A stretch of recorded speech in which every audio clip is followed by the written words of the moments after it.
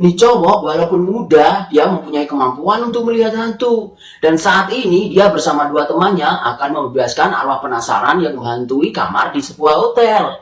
Saat tiba di hotel yang dimaksud, dia langsung masuk ke kamar yang menurut dia dihantui. Di kamar tersebut, dia langsung mengeluarkan semua peralatannya untuk melakukan ritual. Semua dia siapkan dengan hati-hati untuk mengundang hantu tersebut biar muncul. Setelah ritual selesai dilakukan, tiba-tiba hantu yang dimaksud muncul. Dengan berani dia menghampiri hantu cewek tersebut dan mencari tahu masalahnya. Kenapa nih cewek jadi arwah penasaran? Ternyata nih cewek menjadi korban pembunuhan dan arwahnya dikunci oleh paranormal di dalam kamar tersebut. Akhirnya nih cowok membebaskan arwah cewek ini dan membiarkannya untuk keluar dari kamar itu.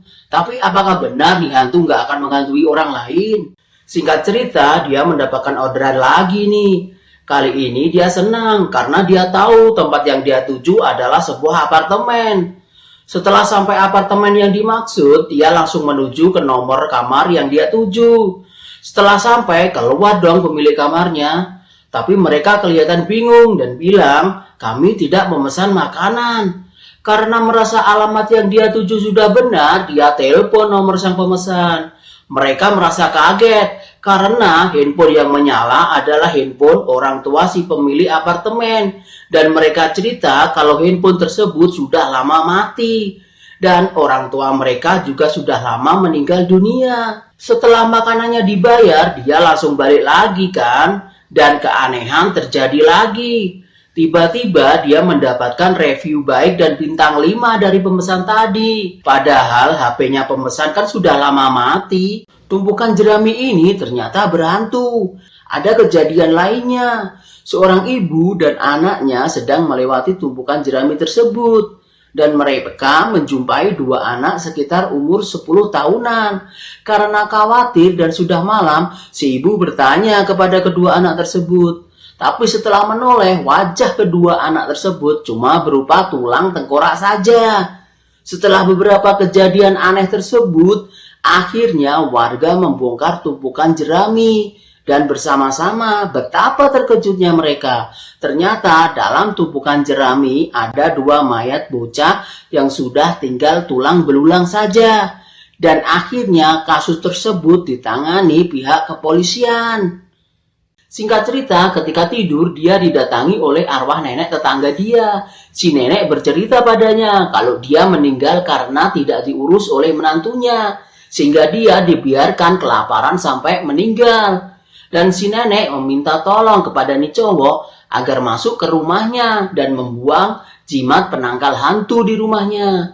Agar si nenek bisa membalas dendam kepada menantunya.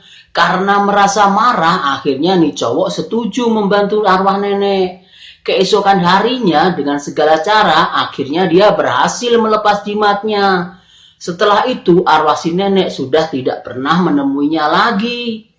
Setelah beberapa hari kejadian tersebut terdengar kabar nih kalau si menantu sekarang bersikap aneh dan menjadi gila.